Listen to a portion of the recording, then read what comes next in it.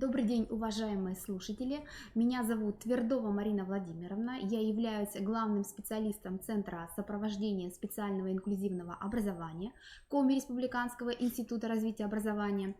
Мы совместно с Республиканским центром по борьбе и профилактике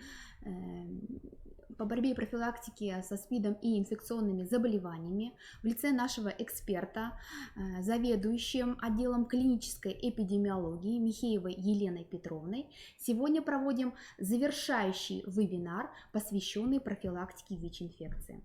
Предыдущие два вебинара были посвящены знакомству с опасным вирусом, путям заражения, диагностике, способам профилактики и лечения данного вируса. Сегодня мы поговорим о тоже очень важной теме, очень важной и актуальной теме беременности. Именно беременности в контексте ВИЧ-инфекции. Напоминаю еще раз, что все вебинары, посвященные профилактике ВИЧ-инфекции, можно просматривать как в режиме онлайн, так и в записи на сайте Коми Республиканского института развития образования. Для этого заходим на сайт института, выбираем вкладку «Видеозал», далее «Вебинары, семинары, совещания», находим вебинар соответствующей тематики по профилактике ВИЧ-инфекции и просматриваем вебинар.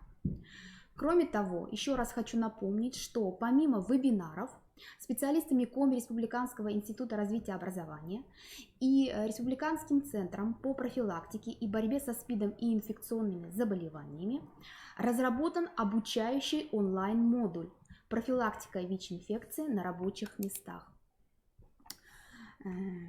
Содержание данного модуля размещено на портале «Единая система дистанционного обучения Республики Коми». Заходим на данную платформу, выбираем «Образование граждан», далее «Открытые курсы», далее выбираем «Профилактика ВИЧ-инфекции на рабочих местах». Заходим, изучаем предложенный материал. По изучению данного материала вам будет предложено ответить на вопросы итогового теста. По завершению обучения, успешно прошедшим тестирование, будет выдан электронный сертификат установленного институтом образца. Итак, мы приступаем к нашему вебинару под названием «Беременность и ВИЧ-инфекция». Итак, Елена Петровна, вам слово. Добрый день, уважаемые слушатели.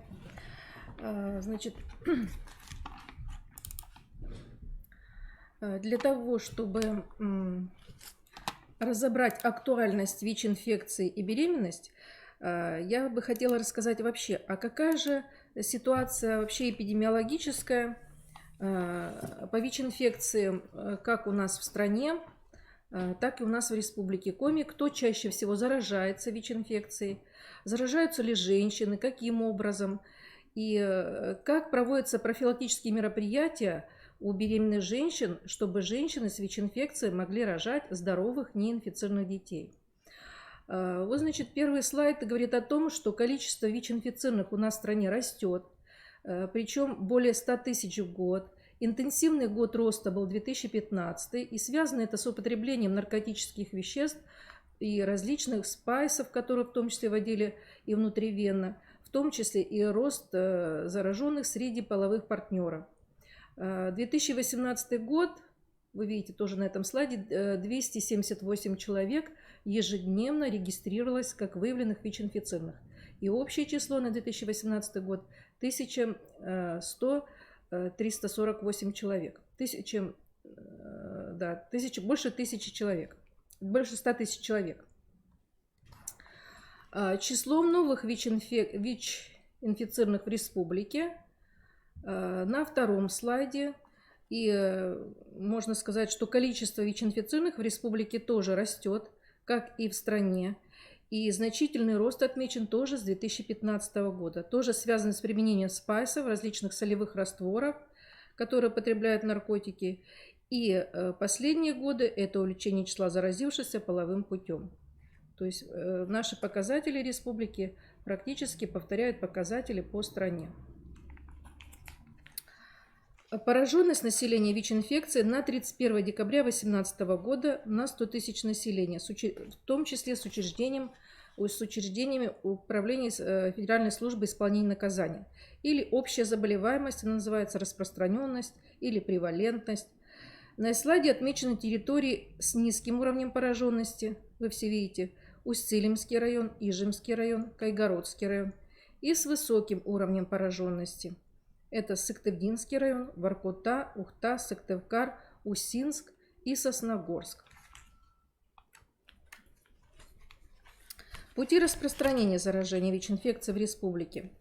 С 1996 года по 2018 год в процентном соотношении в структуре новых случаев. До 2009 года лидировал наркоинъекционный путь передачи ВИЧ-инфекции. Далее отмечается поочередная смена полового и наркоинъекционного пути. И с 2015 года отмечается лидирующий путь – это половой. Структура новых случаев по полу. До 1977 года все ВИЧ-инфицированы были мужчины, мы видим, да, то есть чаще всего употребляли наркотики, и количество ВИЧ-инфицированных мужчин было в 100% случаев. И начиная только с 1997 года появился первый случай ВИЧ-инфекции у женщины. Кумулятивно, то есть за весь период регистрации, 34,4% составляют на сегодняшний день это женщины. И 65,6% мужчины. Что же можно сказать по структуре новых случаев ВИЧ-инфекции с 2014 по 2018 год по возрасту? Значит, основной возраст инфицирования ВИЧ-инфицированных – это не молодой до 20 лет, а именно возраст 21-40 лет. То есть активное работоспособное население, или мы, доктора, еще говорим фертильного возраста или детородного возраста. Что касается беременных женщин, обследование беременных женщин проводится при постановке на диспансерный учет женской консультации по коду 109. И выявляемость беременных серопозитивных ВИЧ показана вот на этом слайде. То есть многолетняя динамика. Да? Отмечается какое-то небольшое снижение как рождаемости, так и понятно, что снижается количество беременных женщин. Но посмотрите, количество выявленных ВИЧ-инфицированных среди них растет. Это, в общем-то, не очень хороший прогностический признак, то есть увеличение числа ВИЧ-инфицированных среди вот этой когорты. Значит, следующий слайд – это выявляемость ВИЧ у беременных в муниципальных образованиях в Республике Коми. У нас 20 муниципальных образований городов, и здесь четко мы видим, что и наибольшая выявляемость ВИЧ-инфицированных среди беременных – это в городе Сыктывкаре, это город Ухта, это Сосногорск, Сыктывдинском, Усть-Вымском, Княжпогосском районах, в Уктыльском и Троицко-Печорских районах. То есть там, где, в общем-то, и наибольшее количество вообще выявленных ВИЧ-инфицированных. Соответственно, вот мы видим среди беременных тоже в этих населенных пунктах выявляется наибольшее количество. Ну и вот проанализировав эти 9 слайдов, можно сказать о том, что первое, парентеральное употребление наркотиков продолжает оставаться ведущим путем передачи ВИЧ-инфекции и составляет 47,1% от всех случаев заражения ВИЧ. Но второе, активизация полового пути передачи, начиная с 2015 года. Третье. Высокий уровень пораженности ВИЧ-инфекцией мужчин в более старших возрастных группах, как и среди женщин, в принципе. Это 30-34 года и старше. И активное вовлечение в эпидемиологический процесс женщин фертильного, или мы говорим детородного возраста, инфицирующихся преимущественно половым путем и, в общем-то, не относящихся к группам риска.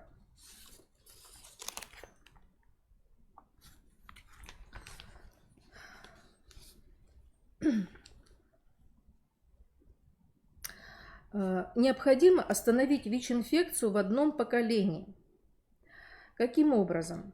Значит, ВИЧ-инфицированные женщины на сегодня могут рожать здоровых, неинфицированных детей. По данным Всемирной организации здравоохранения, риск передачи ВИЧ от матери при проведении профилактических мероприятий может снизиться до 2–8%. ВИЧ-инфицированная мама может передавать вирус ребенку во время беременности, родов и кормления грудью. Ребенок не может быть инфицирован напрямую от отца, так как сперматозоиды не содержат вирус. Но так как в семенной жидкости содержится высокая концентрация ВИЧ, то ВИЧ-инфицированный партнер может передать вирус женщине. Если в паре оба партнера инфицированы, то важно помнить, что при незащищенном сексе существует риск повторного инфицирования другими видами ВИЧ или лекарственно-устойчивыми видами вирус ВИЧ. Для таких пар существуют методы альтернативного зачатия. Очень часто у нас бывает в центре приходят и спрашивают, а как вот раз один дискордантная пара, один инфицирован, другой нет, как быть? Значит, возможно искусственное оплодотворение женщины, очищенной спермой ВИЧ положительного партнера. Метод заключается в прямом введении спермы во влагалище после процесса очищения спермы. Такое проводят в крупных перинатальных учреждениях. Второе. Экстракорпоральное оплодотворение. При использовании данного метода сперматозоиды отделяют от семенной жидкости, а у женщины осуществляется забор зрелых яйцеклеток. Яйцеклетки оплодотворяются в пробирке, успешно оплодотворенная яйцеклетка помещается в полость матки. Для зачатия необходимо время, когда вирусная нагрузка, количество вирусных частиц в крови низкое. Тогда риск передачи ВИЧ-инфекции ребенку снижается до минимума. Поэтому необходимо заранее проконсультироваться с врачом в центре СПИД по поводу начала антиретровирусной терапии. Может ли ВИЧ-инфицированная женщина, ВИЧ-положительная женщина родить здорового ребенка? Тоже задаются такие вопросы. ВИЧ-положительная женщина может родить ребенка без инфекции при сочетании следующих методов профилактики передачи ВИЧ от матери ребенку. До зачатия необходимо узнать свою вирусную нагрузку и иммунный статус. То есть, когда женщина приходит на диспансерный прием, она должна обязательно обследоваться на вирусную нагрузку и иммунный статус. И заблаговременно начать прием антиретровирусной терапии, которая будет ей назначена врачами-инфекционистами. Заблаговременно это значит, что хотя бы за полгода до зачатия вирусная нагрузка в крови женщины не должна определяться и антитела на ВИЧ, то есть должна быть подавлена вирусная нагрузка. Необходимо пройти гинекологическое обследование, кроме того, и пролечить заболевания, передающиеся половым путем, если они у вас обнаружены. Во время беременности, если женщина раньше не принимала препараты антиретровирусной терапии, следует начать прием препаратов на сроки 18 недель и до рождения ребенка. В соответствии с рекомендациями Всемирной организации здравоохранения, женщине должно быть предложена антиретровирусная терапия и после рождения ребенка, независимо от клинических показателей состояния здоровья женщины. Кроме того, во время родов женщине внутривенно вводят дополнительные препараты, защищающие ребенка от инфицирования. После рождения ребенку назначают антиретровирусную терапию также. И одним из способов защиты, кроме того, является отказ от грудного вскармливания. То есть женщина с ВИЧ-инфекцией не должна кормить грудью своего рожденного ребенка.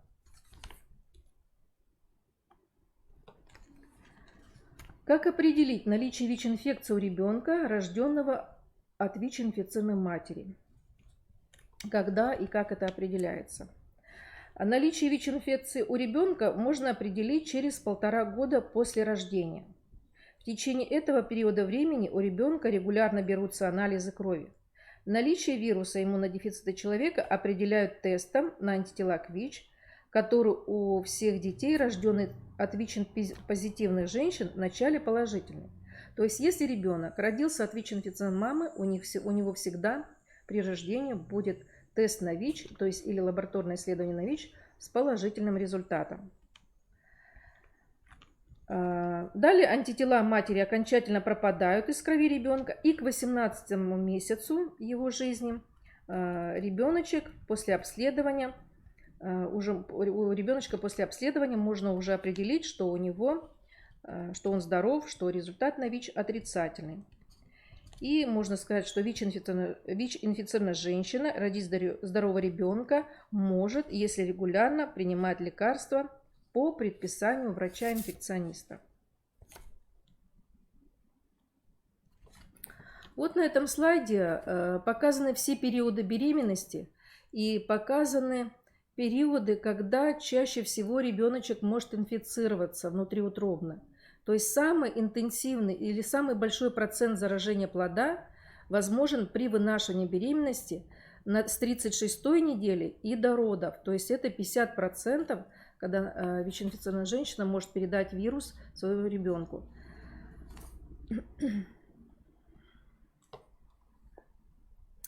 Особенности ведения беременности ВИЧ-инфицированной женщины.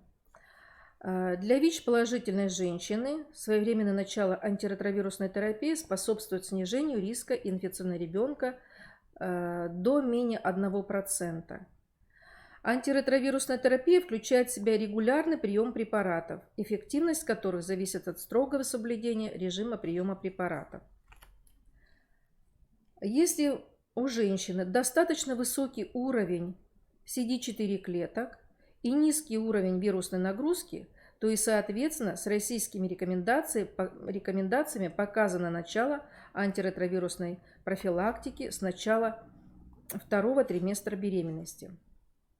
Если у женщины высокий уровень вирусной нагрузки и низкий уровень CD4 клеток, то антиретровирусная терапия назначается незамедлительно. Целью антиретровирусной терапии является снижение вирусной нагрузки до неопределяемого уровня, то есть ниже 500 копий вируса в миллилитре. И вот те женщины, которые состоят у нас на диспансерном учете, в том числе и ВИЧ-инфицированные беременные, они об этом знают и, в общем-то, стараются соблюдать те рекомендации, которые назначают наши инфекционисты. В таком случае снижается риск контакта плода с вирусом при беременности и период родов. Некоторые препараты могут проникнуть через плацентальный барьер и тем самым предотвращать развитие инфекции. По той же причине новорожденным проводится короткий курс противовирусной терапии сразу после родов. Если женщина принимала антиретровирусные препараты до беременности, то есть еще не успев забеременеть, то лечение необходимо продолжить. При необходимости корректируется схема противовирусной терапии. Это тоже определяют доктора, ответственные по ВИЧ на территории, и в том числе специалисты Центра СПИДа. Результаты международных исследований показывают, что ни один из антиретровирусных препаратов, разрешенных при применении во время беременности, не повышает рисков развития дефекта у плода. Очень многие женщины ВИЧ-инфицированные переживают, что если они будут получать антиретровирусную терапию, то могут возникнуть какие-то патологические процессы у новорожденного ребенка или уродства плода. Хочу вас успокоить, что таких рисков практически нет.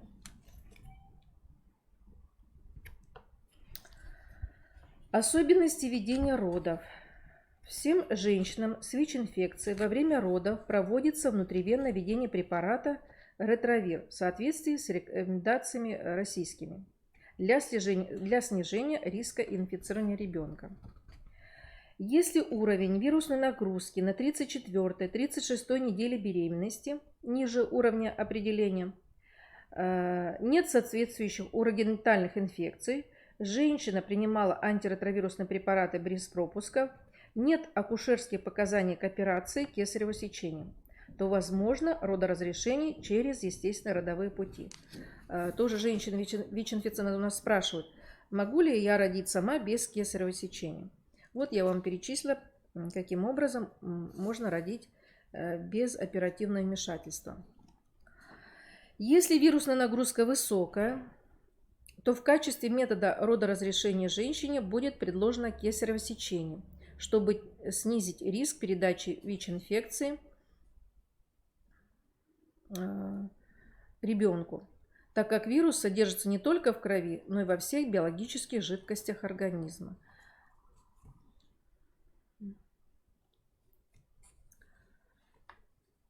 Профилактика ВИЧ-инфекции новорожденному. После родов ребенку в качестве профилактики может быть назначено от 1 до 3 препаратов. Если уровень вирусной нагрузки на 34 и 36 неделю беременности у матери ниже уровня определения, то новорожденному назначается детская форма препарата ретровир в течение месяца. Если вирусная нагрузка высокая, мать допускала пропуски в приеме антиретровирусных препаратов, не наблюдалась в центре СПИД, то новорожденному назначается схема из 3 препаратов. Ну и к какому мы приходим выводу? Мы приходим к тому, что женщина с ВИЧ-инфекцией может рожать на сегодня здоровых неинфицированных детей благодаря методикам профилактики и передачи ВИЧ от матери ребенку. Или мы говорим трехэтапной химиопрофилактики ВИЧ-инфекции от матери ребенку. То есть назначаются препараты во время беременности обязательно, в родах и в послеродовом периоде новорожденному. Как метод профилактики допускается родоразрешение путем планового кесарево сечения и обязательно отказ от грудного вскармливания. То есть ребеночек должен питательные смеси получать, и запрещено ВИЧ-инфицированной маме кормить грудью своего новорожденного ребенка. Вот это введение в практику современных методов профилактики передачи ВИЧ от матери ребенку снижает вероятность заражения ребенка до 1-2%. И мы это видим по нашим сегодняшним показателям по республике. То есть если женщина ВИЧ-инфицирована слушает наших докторов и получает препараты, то практически ребеночек остается здоров и снимается с учета после 18 месяцев наблюдения или 1,5 лет, как здоров, без родившийся от ВИЧ-инфицированной мамы, но здоров, без ВИЧ-инфекции.